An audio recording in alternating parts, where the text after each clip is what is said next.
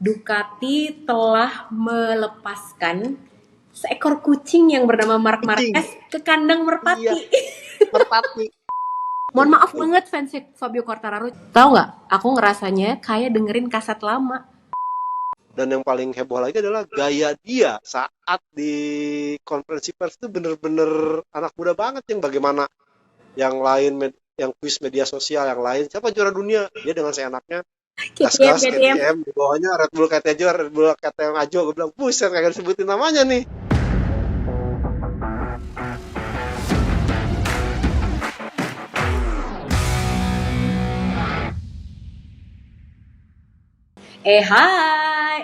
Hai Mas Joni. Selamat siang, selamat malam, selamat sore, selamat datang di Pedok Talk. Seneng banget hari ini kita bisa ketemu lagi, tapi tentunya dengan suasana yang berbeda. Padahal minggu lalu kita baru aja ketemu lagi di Janto Building di Ducati Indonesia, tapi hari ini Nyepi jam tanggal merah tuh dan tanggal. kebetulan mau munggahan kan, mau bulan puasa. Jadi alasan. Iya bener. Tapi hari ini ada yang udah mulai puasa juga. Buat yang sudah menjalankan puasa hari ini, mudah-mudahan dilancarkan. Mohon maaf lahir batin juga ya. Mudah-mudahan kalau kata meme yang banyak beredar menjelang bulan Ramadan ini, Mas Joni, mari kita saling memaafkan karena kalau saling memiliki nampaknya susah. Jadi kita memaafkan aja, oke? Baik sama-sama Ajeng. Oke. Nah, Mas Joni dan juga kalau misalnya puasanya besok, aku juga baru besok, Mas Joni juga baru besok. Pokoknya mudah-mudahan lancar, sehat ya, Mas Joni dan kita Amin, semua yang amin, ya, Bang. menjalankan ibadah puasa. Nah, hari ini aku jarang-jarang nih pakai baju Ducati Lenovo. Kenapa? Untuk merayakan kemenangan akhirnya pecah telur Pecco Bagnaia, ya kan? Betul. Karena seumur-umur Peko juara dunia 2 kali, tapi belum pernah menang di sirkuit Nusa Qatar. Itu dia. Waktu 2022 tubrukan sama Jorge Martin. Nah, kemarin dibuang sama Dijan Antonio. Nah, kemarin tuh emang luar biasa, dan saya rasa ya enggak. Jadi kalau ada yang ngeledek lagi, lu juara dunia tapi nggak pernah menang Qatar. Gue udah menang nih. Udah kayak Gitu. guru aku kalau katanya Mas Joni, ya kan? Betul, Benar. betul. Nah, kita buka dulu Pak Dokter kali ini dengan seperti biasa yang anget, yaitu ada news flash.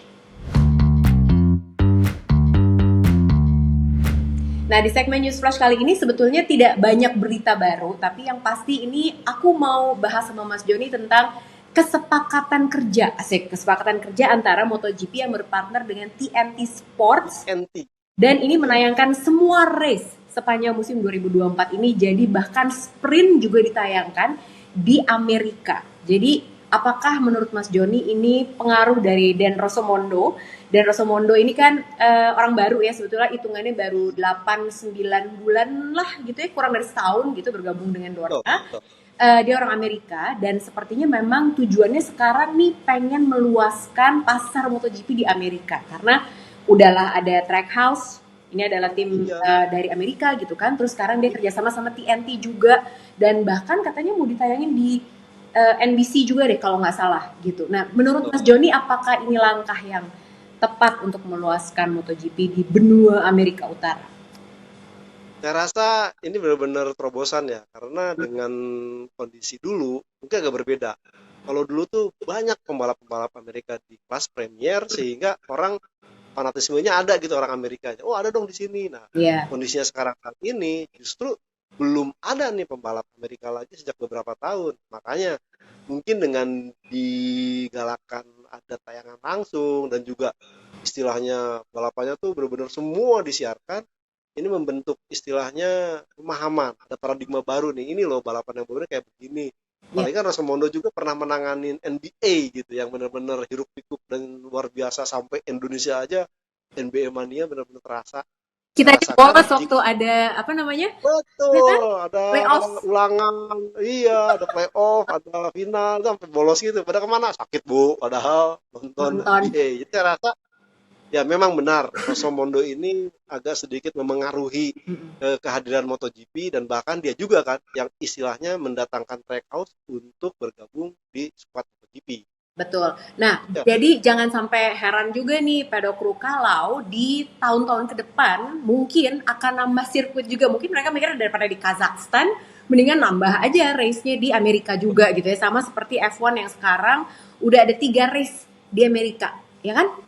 Gile. Betul, Ada di Miami, ada di Vegas, coba. Luar biasa kan, ada di betul, Circuit of the Americas betul. juga di Austin kan. Jadi kemungkinan akan menuju ke situ arahnya kayak kata Mas Joni tadi. Jadi menumbuhkan minat untuk kesukaan dan kecintaan sama MotoGP. Nah, itu tadi satu. Yang selanjutnya adalah ini berhubungan sama kita akan mulai masuk ke ngomongin soal review race di Qatar GP kemarin. Ya, Soal tire pressure. Ini akhirnya setelah melalui perdebatan yang sangat panjang, Mas Joni, betul, akhirnya udah betul. diputuskan bahwa tadinya tuh kan 1,88 bar, tapi sekarang jadi 1,80. Nah, Dulu. terus Ya, bukan langsung didiskualifikasi, tapi ini akan nambahin waktu. Penaltinya tuh waktu gitu ya. Kalau di sprint itu akan ditambahin 8 detik ya kalau nggak salah ya Mas ya. ya betul, dapat Kalau detik. race yang main race di hari Minggu jadi 16 detik. Ini 16. abang juga ya. Ya, makanya ini agak-agak sedikit absurd ya menurut saya. Kenapa tahun kemarin dibilangnya langsung diskualifikasi? Padahal kalau diskualifikasi kan lebih seru. Artinya membuat persaingan, wow, jadi tidak terduga. Dan karena ada perubahan ini, makanya pembalap-pembalap lain itu agak sedikit nyantai gitu. Dan bahkan kalau kita melihat kemarin seorang Peko Bagnaia justru dia tidak mengkhawatirkan pressure ban depan. Pembalap-pembalap lain kemarin di Qatar tuh bukan pressure ban depan, tapi bagaimana pressure ban belakang. Karena justru maaf, Nggak jadi apa-apa Mas. justru kemarin itu ban belakang yang cepat habis karena Iya. tire pressure tiba-tiba meningkat. Itu Ya, aja. betul. Makanya kalau misalnya kita bahas ya nanti ya, karena kita udah mau ngomongin soal sesi hari Jumat. Nah, hari Jumat ini Peko Bagnaia udah sempat sebel banget dan bahkan dia menunjuk Tuh, ke ban belakangnya. Nah, ban belakang. kita lihat ya. Jadi sekarang ini news flashnya udahan dulu. Kita akan langsung gaspol nih Mas Joni menuju ke segmen kedua. Hari Jumat ada kejadian apa aja? Banyak. Tetap di Pedok.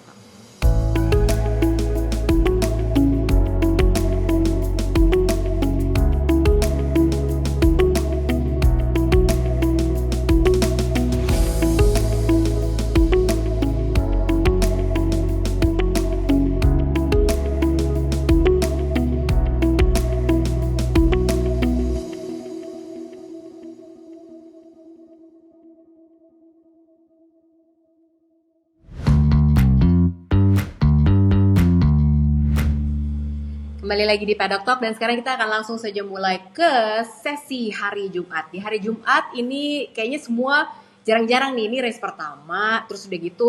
Ini kan emang seri MotoGP yang penting banget karena ini adalah tahun ke-75. 75. Gila, MotoGP itu udah selama itu loh, ya kan? Udah menciptakan sekian banyak legend, menciptakan sekian banyak sejarah gitu dan kita udah berapa tahun menjadi bagian dari MotoGP dari Eh, 75, Mas Joni udah berapa tahun? Tuan lu 2000. Mas Joni. Iya, kedebak. Berapa lama coba Mas Joni di MotoGP? Dari zaman Dari dulu. 4 tak 0 jeng 2002 berarti. Dari 2002. Gila tuh kan. 2002. Tuh. Terus sempat sempat vakum pada saat gabung ke Otobil karena Otobil kan kagak ngurus-ngurusin balap motor. Gila. Jadi Baru 2011 2012 balik lagi. aku tuh belum ada apa-apanya di Mas Joni 2002. Jadi aku mah nggak boleh sombong, nggak boleh bilang bahwa aku yang paling lama ini. Soalnya aku nggak boleh aku yang paling lama di MotoGP. Enggak juga ini dong Mas Joni, luar biasa masih awet muda sampai sekarang nih. Mas Joni, Amin. sekarang Ya, Jeng. kita ngomongin tentang hari Jumat. Nah, di hari Jumat yang Ya, pertama tadi kan Mas Joni udah sempat bilang, di ban belakang ini tiba-tiba kalau musim lalu nih, semua concernnya di iya, ban depan, sekarang di ban belakang. betul. Peko waktu hari Jumat ini juga dia bolak-balik masuk lagi ke box, Iya, bolak-balik masuk lagi itu sampai ada satu footage yang nunjuk bahwa dia tuh nunjuk ke arah ban belakang terus dia geleng-geleng kepala. Dan itu memang setelah ditanya di media debrief gitu, dapat bocoran untuk aku dari media debrief. ini Eh, jadi dia bilang bahwa ya pokoknya ini spiking banget gitu, tiba-tiba melonjak banget tekanan di ban belakang. Sebetulnya ban kalau belakang. Joni, ini kan isu yang tidak ditemukan waktu di pre-season test kemarin di Qatar, ya kan? Ya, Padahal itu kan bedanya cuma berapa 2 minggu lah gitu ya. Nah ini betul. apa sih masalah sebetulnya dan rear grip ini banyak banget dikeluhkan, terutama yang aku nggak nyangka kalau Honda kan emang punya masalah rear grip, Yamaha juga Iya, punya masalah rear grip, tapi dua. Ducati yang nggak ada keluhan apapun kecuali chatter mungkin, tapi itu pun cuman Martin waktu itu. Iya, Banyak ya enggak. betul. Ini sebabnya apa kalau yang Mas Joni lihat dari sesi hari Jumat? Jadi kalau kemarin itu kan pada saat tes pramusim pure kan, hanya MotoGP. Jadi bener-bener aspal yang nempel di aspal Qatar itu kan semuanya ban Michelin. betul. Nah, kemudian di saat Qatar GP ini kan ada kelas-kelas supporting. Moto3, iya benar, Moto3. Moto3 pakai Pirelli, terus ATC masih pakai Dunlop. Artinya karakter-karakter ban ini menempel cukup penting. Kalau kita ingat tahun lalu pada saat Dunlop sempat berkeluh kesah kan, wah ini gara-gara ban Dunlop jadi ada permasalahan. Akhirnya Dunlop mengalah tuh, buatlah karakter ban yang istilahnya tidak membuat daya grip bannya hilang. Nah, problemnya kan ini Pirelli baru di Moto2 dan baru sekarang ketemu dengan MotoGP. Ya saya rasa sejalan dengan nanti kebiasaan, mungkin pembalap-pembalap itu udah mulai biasa. Nah, Iya. disinilah sebenarnya tantangan MotoGP itu bukan cuma tire pressure berubah, tapi juga kondisi bahwa kelas-kelas pendukungnya Moto2 Moto3 pakai Pirelli yang notabene Pirelli ini katakanlah agak sedikit mainstream. Kenapa saya bilang mainstream? Bannya ini tuh ban mirip dengan ban diproduksi untuk motor jalan raya. Ah, Jadi oke. kalau katakanlah si pembalap ini punya istilahnya uang atau dana pada saat mau latihan terus mau dibatasi, ya tinggal beli di dealer-dealer terdekat pakai ban. Oh, oke. Nah, problemnya lagi itu kadang-kadang karena karakter seperti itu ini membuat grip atau grip level di aspal jadi bermasalah. Makanya Hmm, kemarin banyak pembalap yang mengeluh kesahkan belakangnya bermasalah dan bahkan juga itu sebabnya kalau kita melihat kemarin tuh ya banyak pembalap yang agak kesulitan untuk mencari settingan ban belakang. Jadi agak aneh nih mm-mm. di kondisi bahwa Pirelli ini dan ini pun dipertegas oleh Luca Marini mungkin gara-gara ada sisa-sisa ban dari kelas Moto2 dan Moto3 ini ya yang mengaruhi problem grip di MotoGP. Benar, Itu karena Jeng. sebetulnya Luca Marini itu waktu di tes Qatar dia bilangnya iya memang belum kompetitif banget gitu ya Honda yang tahun ini, tapi udah menuju ke arah yang perbaikan banget lah gitu. Tapi kemarin dia benar-benar bingung banget. Pokoknya Ya, nggak bisa ngegrip aja gitu kan, dan susah banget belok, susah segala macam gitu. Dan dia sendiri juga belum tahu ada apa sebetulnya. Nah, salah satu hal yang menjadi highlight juga di hari Jumat adalah yang menarik perhatian selain tadi ya kita lihat Peko banyak ya, karena semua yang menjagokan ya, Peko, aku selalu inget tuh betul. cocok loginya Mas Joni. Pokoknya kalau siapapun yang menang di Qatar, seri pembuka tuh Qatar ya. Kalau tahun lalu kan Abu Iya, Dhabi kan di Portimao kan. betul, betul. Kalau yang menjadi juara di Qatar itu biasanya nggak jadi juara dunia, ya kan? Terus agak sedikit membesarkan hati gitu, nggak apa-apa lah Peko, jangan P1 juga nggak apa-apa, aku bilangnya gitu kan. Iya, Terus udah iya, gitu, makanya dia struggling banget tuh sampai bingung banget dah. Terus hari Jumat itu juga ada kejadian Jorge Martin, tapi dia cepet banget kan gitu, dia betul. sangat-sangat mendominasi gitu. Alexis Espargaro dan juga Pedro Acosta ini juga hampir aja aku teringat kejadian Alexis Espargaro dan Franco Morbidelli, tapi untungnya enggak ya. Iya, iya betul. Alex aja bilangnya ini stiker aku sampai hampir copot nih kayaknya gara-gara mepet banget si Pedro Mepet, Acosta. iya, Terus betul. aku pengen bahas tentang Pedro Acostanya nih Mas Joni. Oke, Hari Jumat kita semua heboh ngelihat save-nya Pedro Acosta di turn 1, bahkan 2 kali deh, ya kan? dua Kejadian kali dia. Iya, 2 kali. Terus semua pada ini anak gimana sih kok bisa kayak gini, bahkan Marquez aja ditanya karena itu biasanya yang bisa begitu cuma Mark Marquez. Udah betul. hampir hilang ban depannya tapi dia bisa balikin lagi.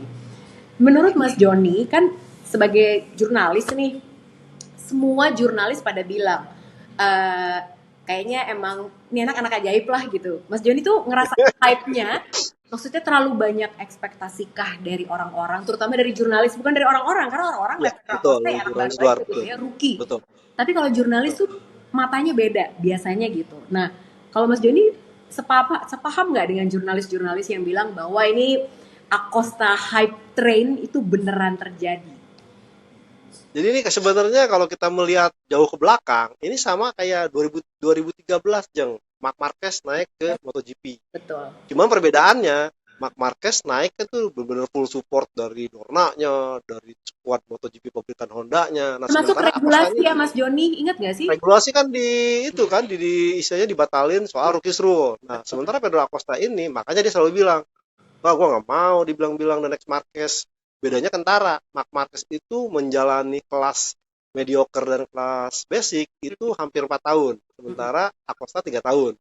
Terus Marc Marquez naik ke MotoGP itu kan atas bantuan Repsol, HRC. Sementara Acosta bahkan nyaris nyaris ini kan, nyaris gantung. Dia sempat, wah ya gue mesti ke MotoGP. Nggak tahu ya nggak ada slotnya sampai, waduh nggak tahu deh sampai kayak gitu. Dan dia gabungnya ke squad satelit, gas-gas tag 3. Cuman kalau kita melihat sebenarnya kalau pamannya banyak yang melihat secara detail pada saat tes pramusim, bahkan mulai dari shakedown tes Sepang, ini bukan perkara si Pedro Acosta spesial. Dia memang spesial, tapi di belakang dia itu ada Dani Pedrosa, ada Paul Espargaro, Hmm. kemudian ya Binder dan juga Jack Jack Miller Miller. udah mengembangkan motor. Artinya dengan kehadiran Pedro Acosta yang memiliki inteligensia tinggi, kemudian dikasih motor yang istilahnya ya ini siapapun bisa pakai dengan baik, udah klop. Dan Hmm. kenapa saya bilang ini mirip dengan 2013? 2013, Marc Marquez tampil luar biasa sampai dia juara dunia di debut MotoGP-nya. Kan yang otak pengembangan motornya siapa?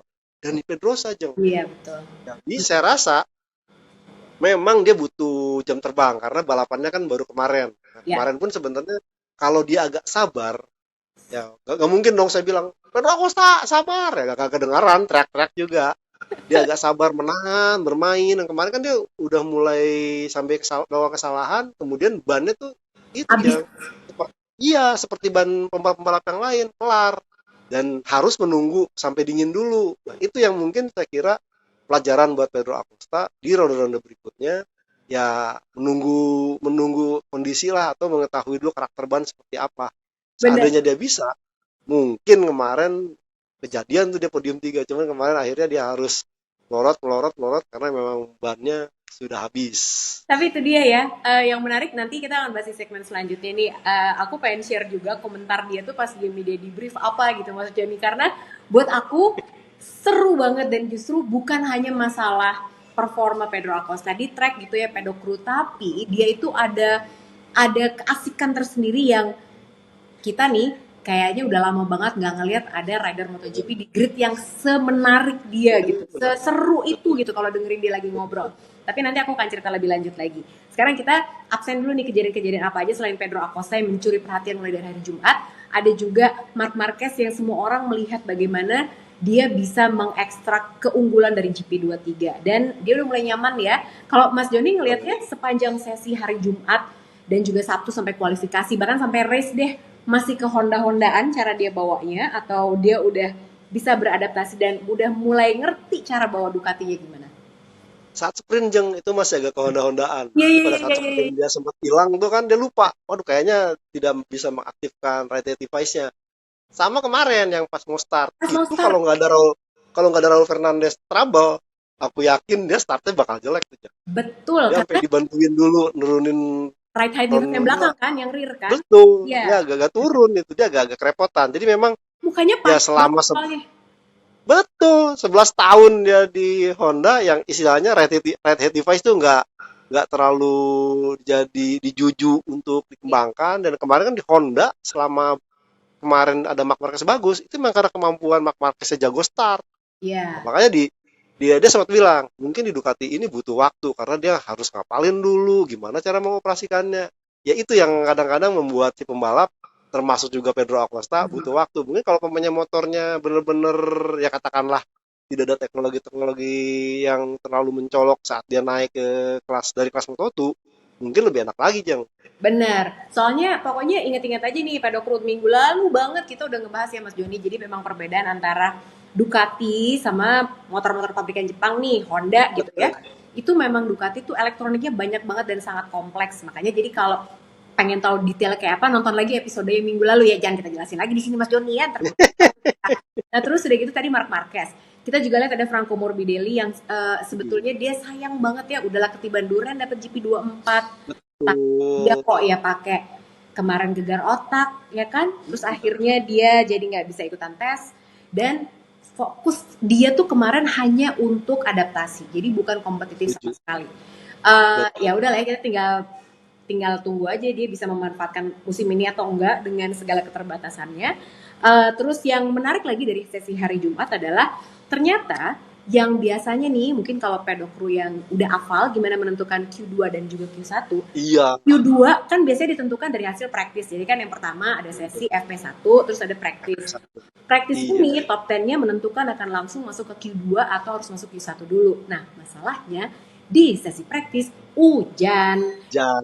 drama ya kan, akhirnya diputuskanlah bahwa hasilnya meskipun Marc Marquez ada di posisi teratas, Posisi teratas. ini nih hasilnya ya, jadi hasil praktisnya ini, tapi ini tidak menentukan masuk Q2 atau Q1 gitu ya Mas Joni. Terus akhirnya ditentukan jadwalnya dirubah ke hari Sabtu. Jadi Sabtu tuh jadinya hektik banget, padahal biasanya cuma Iya. gemes-gemesan aja, cuma nyari setup gitu ya di free practice 2, tapi justru free practice 2 ini yang menjadi penentu Q2 dan juga Q1 gitu ya Mas Joni ya. Oke. Tuh. Ini kita tahan dulu karena kita akan langsung Yap. menuju ke sesi hari Sabtu.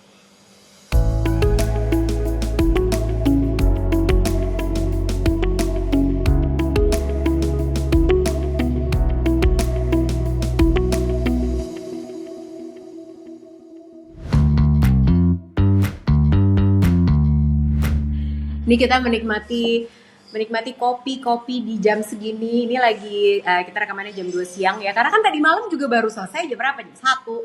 Ya kan? Iya. Jam 1 Tuh. nungguin di brief. Aku juga di brief baru bisa dengerin pagi karena gak kuat Mas Joni. Ampun. Kita menikmati kopi-kopi sebelum besok kita jam segini udah gak boleh ngopi kan? Gitu.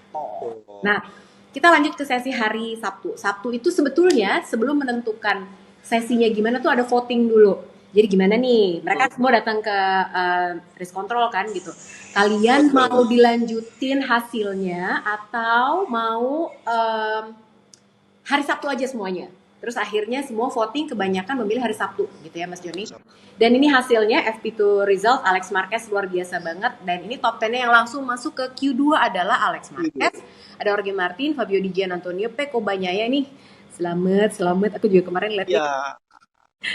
Nyales, Pedro Acosta luar biasa langsung Q2 si rookie ini, terus Alexis Espargaro, Enea Bastianini, Marc Marquez langsung Q2 juga dan Brad Binder langsung ke Q2. Nah, sisanya ini mereka harus berjuang untuk menuju ke Q2 dengan lewat ke Q1 dulu. Nah, ini adalah hasil kualifikasinya Mas Joni. Nah, Mas Joni, baru nih aku mau tanya pendapatnya Mas Joni. Jorge Martin, pole position, Alexis Espargaro dan Enea Bastianini semua ada di front row. Pecco Bagnaia harus di posisi kelima, Marc Marquez ada 6, Brad Binder 4 ya. Nah, ngelihat Jorge Martin, George Martin kalau kata presenternya kesel banget. Iya. Makanya George Martin. Kalau mau MC Lucio Riono udah bener. Jorge Martin masih. Saya dulu kalau mamanya zaman masih ada Jorge Lorenzo, saya manggil orangnya tuh pakai George Lorenzo. Dia nengok jeng. Makanya ada lagi. Buset, wir banget nih. Aku pikir presenternya tuh seangkatan gitu, kayaknya masih muda kok George gitu loh. Makanya itu George Martin jadi bercandaan tuh soalnya di jurnalis gitu kan, oke George Martin. Makanya George Martin. Aduh, ampun deh. Terus menurut Mas Joni si Jorge Martin ini sama nggak sih performanya kayak tahun lalu? Ya, maksudnya dia kan selalu ya, dia adalah salah satu rider, bukan salah satu-satunya rider di grid yang selalu eksplosif dalam menemukan one lap time, bener nggak? Betul. Cuman problemnya adalah kondisi ini memang belum berubah secara mental. Karena apa? Mental dia masih tetap bagus di hari Sabtu atau saya bilangnya Saturday Rider gitu. Dan ini nggak tahu nih apakah ini akibat kemarin mungkin terlalu lama libur, belum kembali ke fisik yang terbaiknya, karena tahun lalu kan ya dia mulai bagus-bagus pun di paruh musim kedua aja. Nah, kalau saya rasa tuh kalau umpamanya dia melakukan hal yang sama, ya telat gitu loh. Mendingan dari sekarang, karena kan targetnya pun nggak macam-macam, bahwa dia udah mengklaim bahwa dia ingin jadi juara dunia, dan bahkan Kuat Prima Pramac Racing pun ingin mengawinkan 2 gelar, juara dunia pembalap dan juga tim. Saya rasa ya harapannya sih harus segera dibenahi sisi fisik dari seorang Jorge Martin. Juara tim tuh, tapi kalau timnya Franco Morbidelli kesal juga sih ya. Maksudnya bukan salahnya Franco juga gitu, cuman kayak ya elah. Ya betul. Ya kan? Aduh, gimana ya? Saya bilang pembalap paling apes jeng dulu waktu ke Yamaha pabrikan harus operasi lutut kan. Makanya dia nggak bisa mengekstrak performa dengan baik. Padahal kalau umpamanya kondisinya fit, dia tuh salah satu pembalap yang bisa mengembangkan motor dengan maksimal sebenarnya. Iya benar, Itu sih yang jadi konsideran tuh. Mau benar. jadi juara tim, problemnya Morbidelli-nya agak kayak bumi dan langit nih dengan Jorge Martin. Jauh banget, apalagi ya maksud aku gini, mungkin mungkin kalau kemarin dia nggak kejadian kecelakaan di Portimao, Iya, dia lebih bisa adjust mungkin ya gitu. Kayak sama kayak aku mikir sekarang pasti nih kalau ngeliat GP24 dari hasil Qatar Test kemarin, salah satu rider yang menurut aku akan menyesal melihat kembali ke belakang keputusannya adalah Marco Bezzecchi. Kenapa dia tahu gitu? Gue iya. aja ngambil Prima Prama. Karena menurut aku Betul. dengan karakteristiknya si GP24 yang engine brake-nya cakep banget, segala macam cocok banget sama Bezzecchi sebenarnya ya nggak sih? Iya. Jadi kalau sekarang dia malah malah ya Nggak cocok. agak agak tenggelam dia. Dia komplain soal keluar masuk tikungan jelek, keluar tikungan juga nggak dapet. Ya, ya mudah-mudahan segera teratasi. Berat sih tapi kayaknya ya. Kayaknya memang memang kan Iya, cocokan balik lagi gitu ya. betul, GP3 memang betul. winning bike tapi tergantung karakteristik dari si riding style-nya masing-masing si rider tuh gimana gitu. Dan kalau aku bilang pas aku lihat feedbacknya Peko terus Enea si Bezeki tuh ngambil GP24 aja. Ya nggak sih? Kepikiran gitu juga nggak Mas Joni? Ya, saya sempat berpikir seperti itu. Cuman kendalanya kan kalau umpamanya menjadi problem adalah Prima Pramak Racingnya ini kan sebenarnya kalau jujur dia kan memang kagak mau ngontrak seorang pembalap yang berumur. Morbidelli udah berumur. Ya, Cuman pada saat dia pengennya Borsoi itu benar-benar bilang ya pengennya sih Bezeki. Cuma kan Bezeki nggak mau. akhirnya ngobrol dengan Valentino Rossi dia nggak mau karena suasana inilah kekeluargaan lebih dekat dan bahkan ya dia memang udah mulai tune in dengan Matteo Flamininya. Jadi ya Mm-mm. mungkin saya rasa ya di ronde-ronde nanti ke Eropa lagi, saya rasa dia udah bisa menemukan ya minimal settingan terbaiknya lah di atas musim di GP 23 jam. Bener.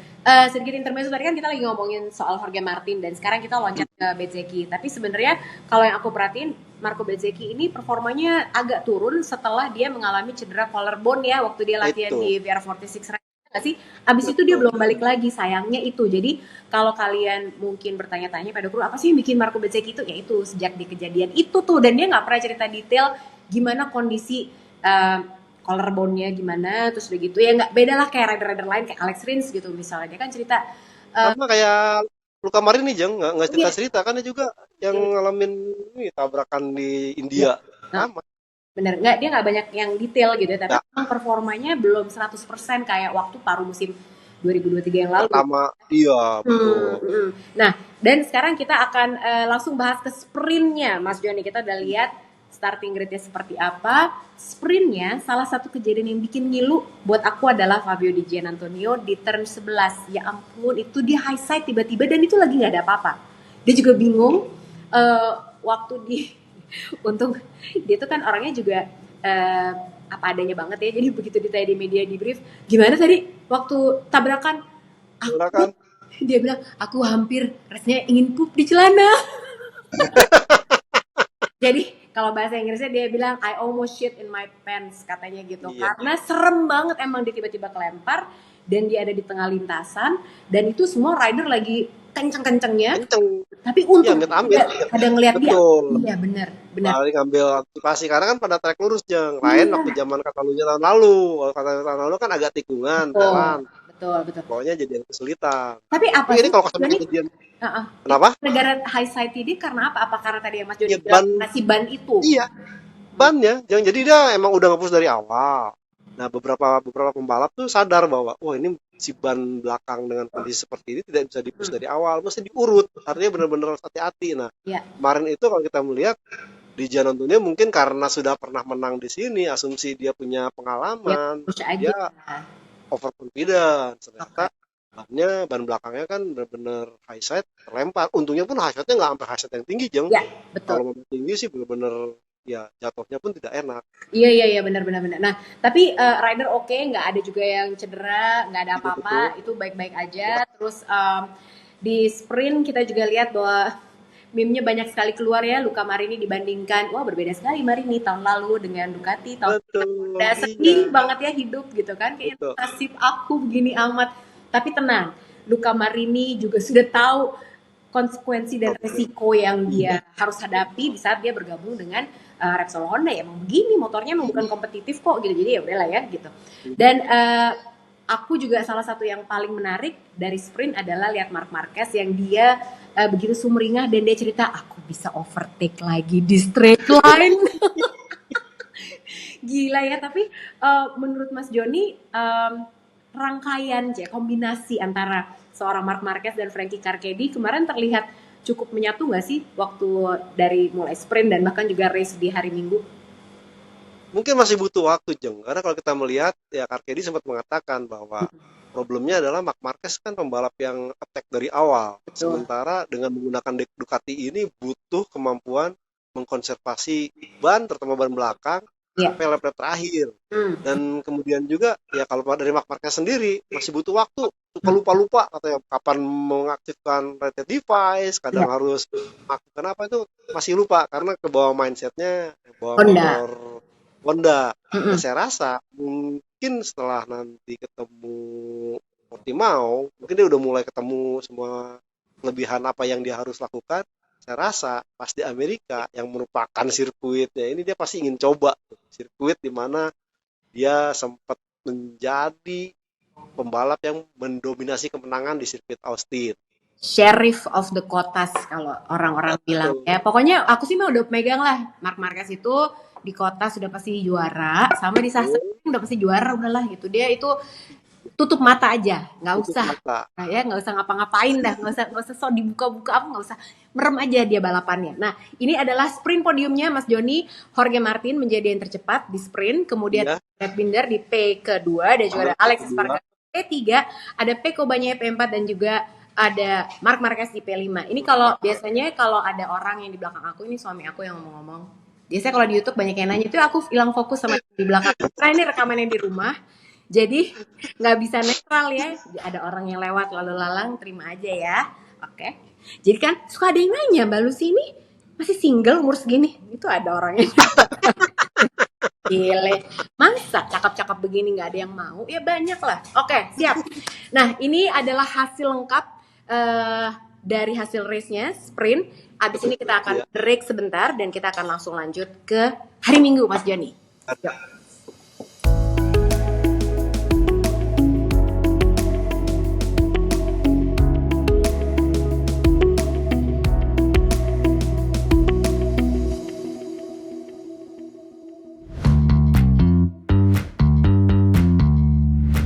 Sekarang kita langsung masuk ke dagingnya, yaitu di seri Qatar GP Race. Mas Joni, aku cuma penasaran aja, sebenarnya penyebutan yang benar, karena kan gitu deh kalau bacain tulisan-tulisan jurnalis ya, kan gak boleh sebutnya sprint race, sprint aja, race aja. Nah kalau Mas Joni sebagai jurnalis, kita tanya sama yang tahu nih beneran gitu, sebenarnya yang bener tuh nyebutnya gimana sih? Sprint race, sprint aja, atau emang sprint di hari Sabtu ya race di hari Minggu? Yang tepat tuh gimana? Ya kalau mamanya, kalau sempat kemarin kita Matt atau yang dengar yang lain, dia memang udah membagi dua hal tuh, sprint dan feature race. Bahkan seperti itu, feature race itu di balap hari Minggu. Kalau saya sih mendingan ya udah sepakat aja sprint dan main race. Itu paling utama, karena sprintnya sendiri kan tidak dihitung sebagai jumlah kemenangan. Tetap yang dihitung kemenangan itu main race-nya. Jadi kalau mamanya ada pembalap yang katakanlah dari ronde pertama ini menang sprint terus, tapi tidak pernah menang main race, kagak ketulis di buku panduan tiap sejarahnya. Jadi kalau saya sih lebih cenderung tetap membaginya sprint race dan main race. Cuma kan kadang-kadang ini tergantung kesepakatan masing-masing, Jeng. Konvensinya seperti apa. Ya. Sebenarnya sih memang ya ribet sih Dorna, makanya bikin-bikin sprint begitu semua lagi ya kan, di semua seri. Ribet sendiri deh tuh. Iya.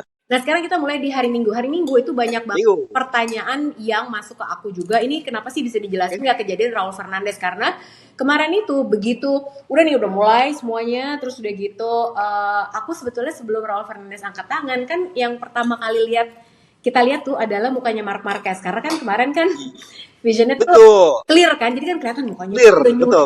Terus udah gitu dia coba pencet-pencet apa segala macam sampai badannya digitu-gituin gitu.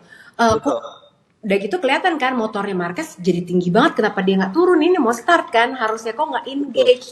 Nah Atau Marqueznya kependekan, aku mikir gitu, tapi kayaknya enggak deh, kayaknya ada masalah. Terus nggak lama setelah itu bendera hijau sudah dikibarkan ya kan, bendera merahnya udah lewat tuh, si Betul. petugasnya tahu-tahu Raul Fernandez angkat tangan. Nah, ternyata dia mendapatkan pesan ada error code di dashboard.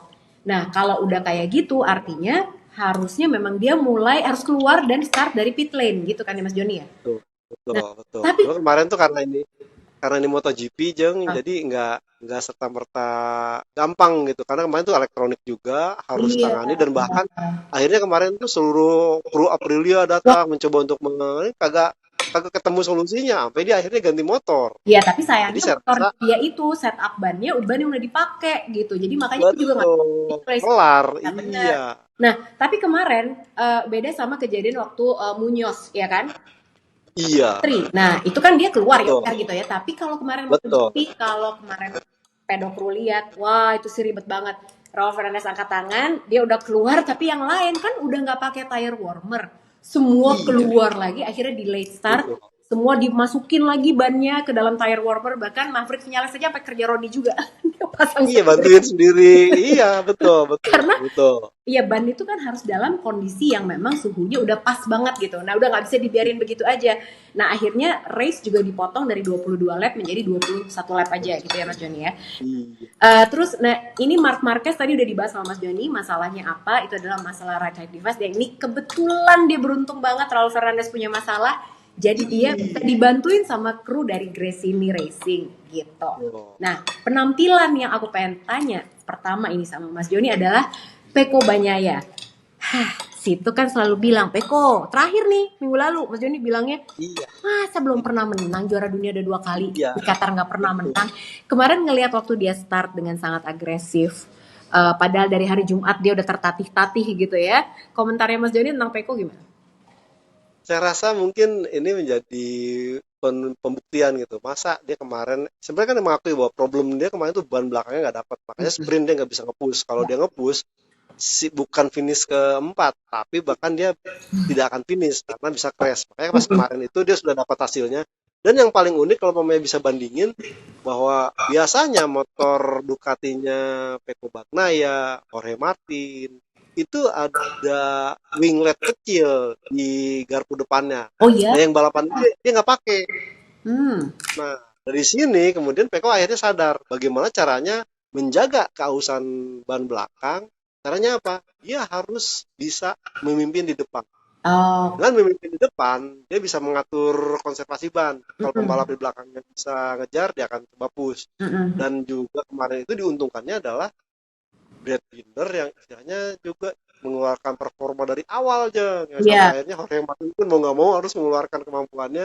Sehingga dua-duanya tuh kan, Jorge Martin akhirnya kayak, kemarin kok gampang banget salib. Ternyata dia ngasih Binder lewat agar dia bisa menjaga suhu ban kembali ke suhu optimal. Bahkan di akhir-akhir dia bisa nyerang terus. Ngerti Meskipun ngerti. kemudian juga dia sadar, waduh, gue dikejar-kejar sama Marc Marquez nih. Padahal dia niatnya mau ngejar Binder buat dapat posisi dua.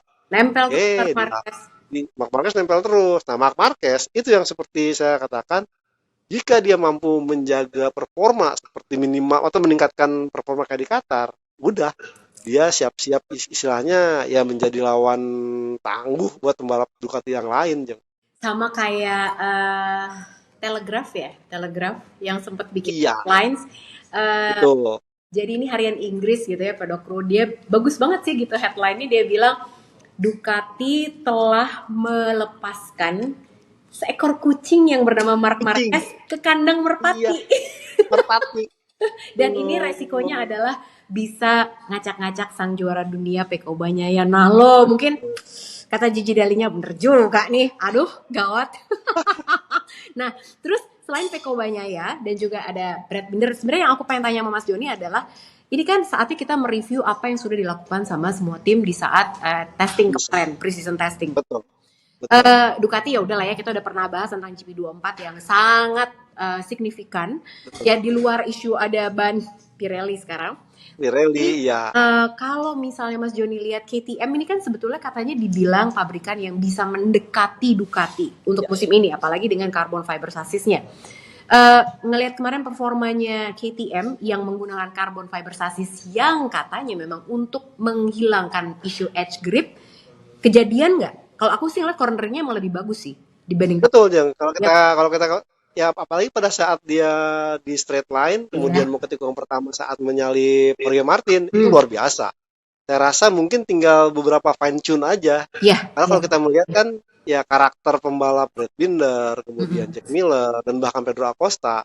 Catat nih Pedro, jadi ketiga pembalap ini yang bisa duel di 10 besar. Ya. Meskipun akhirnya Pedro Acosta turun, tapi Augusto Fernandez, oh malah terlempar jauh. Yang notabene juga pakai gas-gas KTM RC16. Artinya apa? Saya melihat bahwa motor yang dikembangkan KTM ini sudah di arah yang benar. Mm-mm. Tinggal kalau Pedro Acosta butuh jam terbang, bagaimana dia mempelajari karakter ban. Mm-mm. Brad Binder mungkin harus sabar, jangan langsung dari awal ngegas gitu. Nah, yang aku nggak ngerti Jack Miller nih, kayaknya ada apa selalu gitu dia. Tiba-tiba Tapi kesulitan. kemarin kan dia juga low side ya gitu, Oh depannya tuh iya, hilang. Tapi Binder juga mengeluhkan hal yang sama. Kayaknya aku nggak tahu di turn yang sama atau enggak. Tapi emang iya, katanya depannya tuh ngelok gitu. Akhirnya ya udah dia blok akhirnya tuh. hampir dia bilang kalau Binder Hampir. hampir aja tuh. Kayaknya mungkin kan dia bilangnya kalau pas lagi nungguin mau naik ke podium gitu ya. Kalau aku hilang depan sih kayak orang bego tuh kemarin. Sebenarnya sih Miller begitu kemarin. Betul, Ya kan? betul. Miller udah nggak ada Iya, piston ya gimana dong ya gitu. Tapi sebenarnya KTM udah kelihatan banget ya.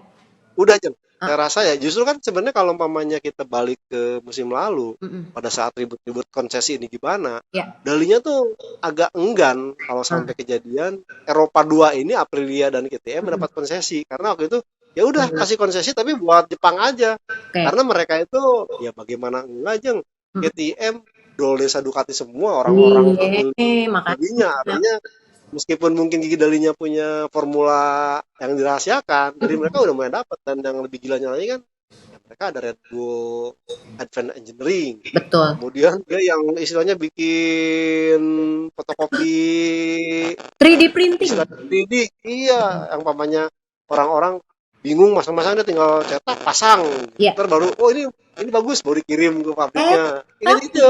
tapi pedokru juga harus tahu Mas Joni bahwa Monster Energy Yamaha sekarang juga berpartner dengan Robotse, ya kan? Si Robotse itu sebetulnya ada perusahaan juga untuk 3D printing yang harusnya Hmm, pas aku baca juga, ini harusnya bisa membantu pengembangan Yamaha dengan lebih cepat juga loh harusnya. Tapi aku nggak tahu di praktek harusnya gimana ya. betul betul Harusnya. betul. Nah, kalau tadi KTM udah, Aprilia, ini ada yang menarik sebetulnya karena Alexis Espargaro yang udah podium di sprint, tapi di hari Iya, Minggu kan dijagoin semua tuh. Bahkan Martin juga bilang, aku sih jagoin dia. Marquez juga bilang gitu kan, aku sih jagoin betul Alexis Espargaro karena bannya dia itu konservasinya jauh lebih bagus daripada yang lain.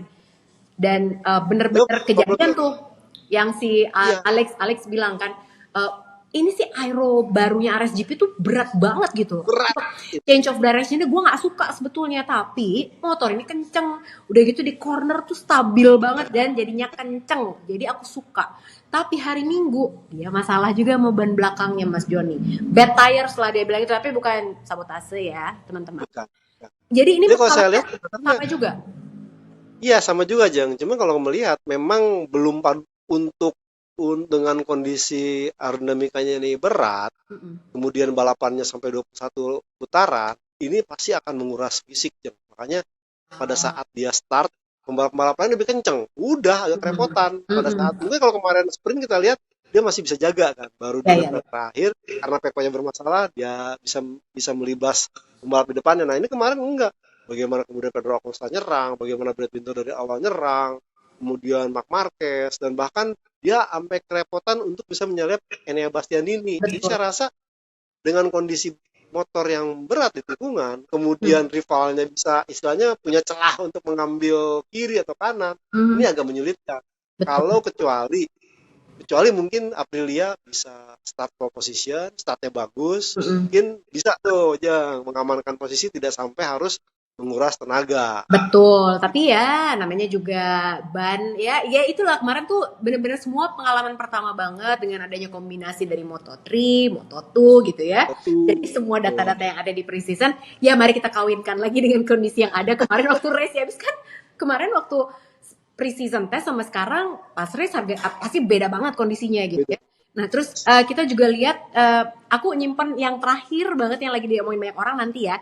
Aku mau ngingetin Oke. juga, ada yang nanya juga soalnya Mas Joni, loh ini kenapa Miguel Oliveira kok long lap penalti, tiba-tiba ada kejadian apa? Kita ingatkan dulu bahwa ini kejadiannya di tahun lalu, di Qatar juga ya, Di Qatar. sama Alexis Iya, Espargaro, bener ya?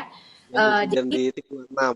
dibayarnya sekarang gitu. Jadi ya seperti Karena di itulah. Valencia kan dia nggak balapan, Jeng. Kalau Iya. komedia di Valencia balapan, mungkin ditebusnya di Valencia. Nah, Nah, karena dia cedera, otomatis mm-mm. ini kan ramenya waktu kasus Marc Marquez itu loh, Jeng. Iya, Jadi betul.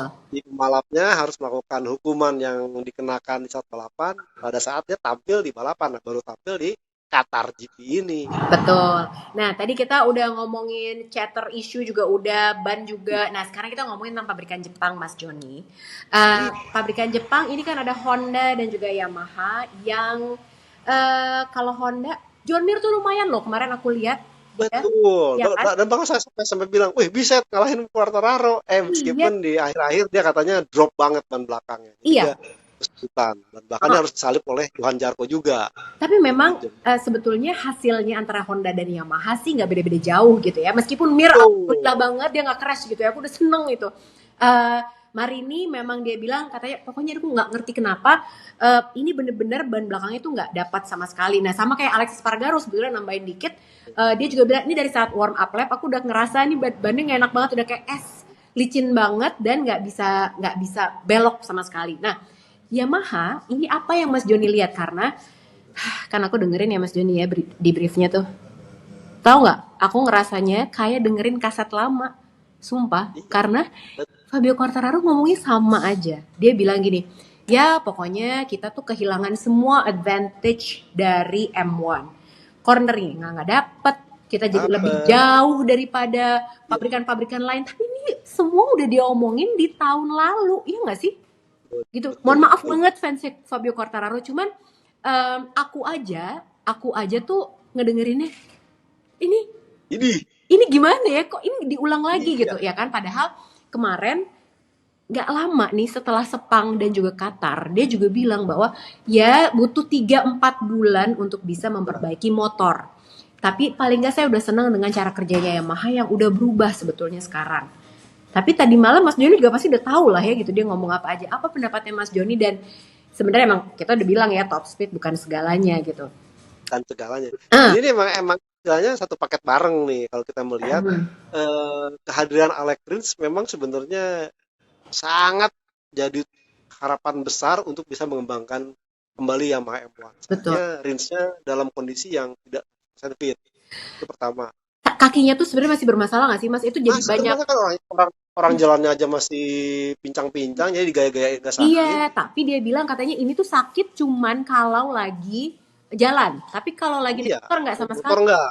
Hmm. Betul. Cuman istilahnya ya pada saat balapan terjadi momen-momen begitu kan agak-agak ngilu juga, Jeng. Iya, Yang iya, pertama, iya. yang kedua adalah bahwa test rider Yamaha Carl Crutchlow itu kan udah bilang dari awal bahwa loh jangan meningkatkan top speed, tapi bagaimana memaksimalkan high speed cornering yang ada dan Hmm. bahkan Carl Crutchlow kan bilang agak sedikit tidak suka dengan penggunaan aero fairing. Nah, Betul. problemnya kehadiran insinyur-insinyur Ducati Hmm. ini istilahnya untuk meriset aero fairing dan Hmm. bahkan kan Marconi Kotra, kemudian Massimo Bartolini ini menjadi istilahnya dua sosok yang bagaimana mengombinasikan performa Yamaha dari Jepang yang udah meningkatkan mesin digabungkan dengan paket aero fairing. Belum dapat dan kalau kita melihat kemarin tuh ya dia coba pakai Stegosaurus ala Ducati, kemudian knalpot panjang dan bahkan dia coba pakai duck downwash Oh.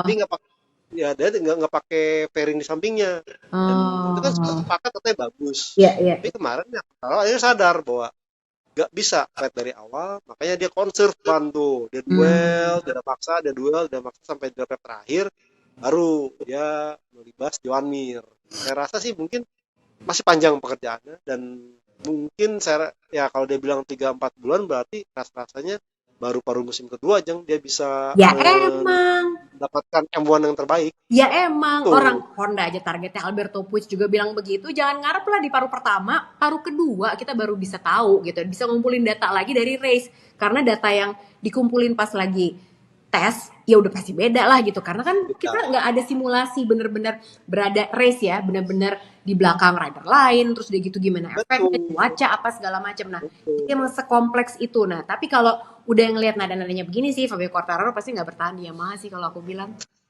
Ya nggak sih Mas Joni? Pindah kemana coba Ya, kira-kira? Kalau menurut karena aku udah kalau pasti enggak, pindah kemana coba? ya tapi mau ke tim satelit gitu kan. Ya, Pabrikan-pabrikan pasti udah banyak yang ngincer. itu dia makanya ya balik lagi ya kita lihat lagi episode yang minggu lalu pokoknya. Nah sekarang sebelum kita tutup segmen ini aku mau tanya pendapat Mas Joni tentang Pedro Acosta kemarin fightnya dengan Marc Marquez. Terus udah gitu pas di media debrief ditanya, wah aku seneng banget main sama anak-anak besar ini, dia bilang gitu, I like playing with the big boys. Terus tapi kan kamu akhirnya ngedrop terus tuh gimana karena bannya nggak dijaga sih. Ya nggak apa-apa kan, coba aja, udah tahu sih emang ini salah, cuman ya dicoba aja. Terus yang paling seru adalah waktu dia ditanya gimana rasanya overtake Marc Marquez. Dia bilang, aku tuh pas di belakangnya Marc Marquez, katanya Pedro Acosta, aku tuh kayak, ini nggak ya? Sekarang nggak ya? Sekarang nggak ya? Oke sekarang sikat. Ya, jadi dia tuh seru banget pas dia lagi ngejelasin gitu ya, pedokru itu yang bikin rekan-rekan media yang ada di media center tuh semua ketawa terus kalau ada Pedro Acosta. Jadi Ya anak muda seseru jadi itu, tangkapnya enak. iya, seru banget. Tapi Mas Joni merasa yakin bahwa ini adalah tren 10 tahun kita menemukan hidden gem di MotoGP nggak sih? Saya sih merasa hal itu, Jeng. Ya, Bahkan ya itu sebabnya KTM nggak mau sampai mau kehilangan seorang Pedro Acosta. benar-benar. Even sampai katakanlah ya bikin sedih Paul Espargaro kan pindah ke Iya, Stage Rider. Tapi kalau kita melihat support dari KTM di Red Bull Gas Tech 3 itu nggak main-main, Jeng. Itu iya. motornya itu sama persis plek dengan digunakan Brad Binder dan juga Jack Miller. Artinya apa? Ya, dia memang udah diplot. Ya mudah-mudahan mungkin sebelum Sachsenring dia bisa menang sehingga mengalahkan rekor kemenangan termuda di kelas Premier dari Marc Marquez atau kalau lebih ambisiusnya lagi juara dunia. Cuman itu tadi ada proses dan Ya, seorang Pedro Acosta sadar ya kenapa dia bisa istilahnya kemarin tuh agak-agak santai, cool. Dia sadar bahwa dulu waktu gue dari Moto3 ke Moto2 itu ekspektasi iya. jurnalis tuh besar sekali. Gue juara dunia satu ini. Guanya terlena dan akhirnya dia harus kandas. Baru dia belajar di tahun keduanya, baru berhasil di Hmm, Moto2 hingga sekarang bisa naik ke Moto3 dan ke MotoGP kan dia bilang hmm. ya sebenarnya sih nyaris enggak jadi juga. Artinya melihat dengan kondisi Iya, iya, seperti iya. itu dia sadar. Dia jalani seperti apa adanya, dia jadikan semuanya learning curve dan yang paling heboh lagi adalah gaya dia saat di konferensi pers itu bener-bener anak muda banget yang bagaimana yang lain yang kuis media sosial yang lain siapa juara dunia dia dengan seenaknya KTM, gas-gas KTM. KTM di bawahnya Red Bull KTM Red Bull KTM Ajo gue bilang buset kagak disebutin namanya Iya, nih iya, iya, iya, iya. artinya sangat luar biasa buat buat Semuanya ukurannya iya KTM. Dia kalau bilang mau gitu. jadi bintang saya rasa wah KTM akan sangat senang banget ya. Tapi yang menarik juga adalah ini yang bisa jadi pelajaran buat kita semua, bahkan juga buat aku gitu ya. Dia tuh bilang kemarin gimana nih, gila, apa yang lo rasain? Ditanyakan sama jurnalis, apa yang kamu rasain di saat semua orang itu kayak bener-bener, wah kamu jadi superstar nih sekarang. Kamu tuh jadi di look up banget, punya banyak harapan. Bukan pressure, tapi berubah gak sih gitu? Semua orang tuh ngeliat kamu jadi sosok yang berbeda, jadi mega superstar gitu. Terus dia bilang, ah kalau buat aku nggak ada bedanya gitu. Pilihannya selalu ada di kita. Mau dengerin terus tepuk tangannya, karena nggak ada bedanya nih tepuk tangan sama orang nyorakin. Jadi nggak usah didengerin lah gitu. Santai aja, fokus aja sama apa yang dilakukan. Wah, boleh sih anak muda banget, tapi tuh mateng banget ya nggak sih Mas Joni? Di umur kita aja segini, kadang kita masih terlena sama tepuk tangan, betul? Nah, ini Mas Joni, ini adalah podiumnya untuk race di kategori race Nice. perdana Peko Banyaya. Sempurna sekali ya, perfetto Peko. P1, Binder P2 dan juga Martin ada di P3 dan artinya klasemennya adalah sementara ini masih Peko Banyaya dengan 31 poin, Brad Binder, Martin baru leading kemarin. Gak nyampe 24 jam geser lagi. Binder di 2, ada Jorge Martin, George Martin di posisi 3, ada Marc Marquez. Ya kali aja abis itu ada beneran ngomong George ketahuan kalau nyontek. Ada Enea Bastianini, ada Alex Espargaro di 6, Alex Marquez di 7, Fabio Di Gio 8, Pedro Acosta 9, udah masuk klasemen gila. Betul. Terus ada Maverick Vinales di posisi ke-10. Nah, sebelum kita kita udahan dulu nih yang sekarang. Tapi abis ini di segmen penutup kita harus pilih-pilih best moment, Mas Joni. Siap-siap ya. Kamu pilih 2, aku pilih 1. Aku udah kasih bocorannya apa aja, silakan dipilih. Oke, Mas Joni? Siap. Sama Fabio Quartararo. Hah? Marah-marahnya sama Fabio Quartararo yang mana? Best Yang moment, best konferensi, moment. Oh, yang best moment. iya Yang best moment konferensi kan? pers, dia Iya, bilang, iya. lu menurut Yang lu hari gimana? Kamis. Dia presentasi kedua. Iya, yang hari Heeh, Kamis. heeh. Dia bilang, loh faktanya emang gue bukan dijagoin. Wong gue ada di konferensi per kedua, kok kalau di konferensi pertama berarti gue diunggulin. Itu seorang Mark Marquez bilang kayak begitu. Iya, iya, iya. Bener. Marc Marquez juara dunia 8 kali, MotoGP Kali, 6 kali. Jadi pas betul. ditanya, dia bilang, loh orang-orang nih, rider-rider yang harusnya kalian kalahkan, yang dijagoin, itu ada di press conference pertama. Kita nih di sini press conference kedua. Jadi, Makanya dia bilang gitu. tapi Artinya saya rasa ya Mark Marquez pun sadar bahwa tahun ini dia bukanlah kandidat kuat untuk jadi juara dunia MotoGP, Jam.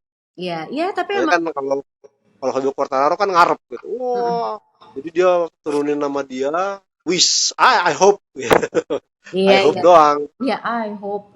Tapi kan waktu dia nulis di kertasnya Pedok Talk juga gitu, juara apa I want to be world champion 2022, 2023 2022, waktu itu ya kan. 2023, iya.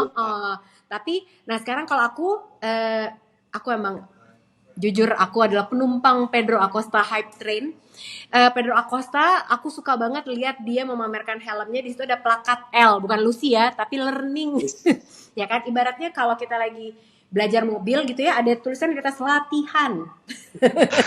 Nah ini Pedro Acosta ada tuh, jadi ada si shark-nya, ada gambar hiunya, terus udah gitu ada L-nya di samping. Itu best moment aku. Satu lagi Mas Joni, apa Mas? Aku banyak nih, ada banyak banget loh. Alonso Lopez enggak. Alonso Lopez ya. Oh iya, Alonso Lopez Nebeng, yang kayaknya bengkel habis, car. iya, nebeng middle car sampai dia bingung akhirnya di selaknya udah lewat gitu ya. Kayaknya habis bensin tuh. Siapa Iya, iya. Alonso Lopez ya itu yang menang Moto2. Moto2 GP Qatar juga. Kemarin sayang banget Fermin Aldegar lagi banyak diomongin, ternyata dia malah melempem ya, malah tiba-tiba hello Alonso Iya, Lopez. dia trouble. Betul, dia trouble di bannya, dia katanya kesulitan untuk bisa dapetin grip. Persis kayak Tony Arbolino, Iya, langsung ngedrop ngedrop ngedrop ngedrop. terus. Iya benar-benar. Betul, betul, betul. Padahal sebenarnya awal ya 2 lap awal Tony Arbolino oke lah, cuma lama-lama dia ngedrop Wih, terus gitu kan. Nah terus kalau aku juga ada Peko Banyak yang kebelet pipis. oh ini. Karena ternyata aku baru tahu itu ada penjelasan saintifiknya guys.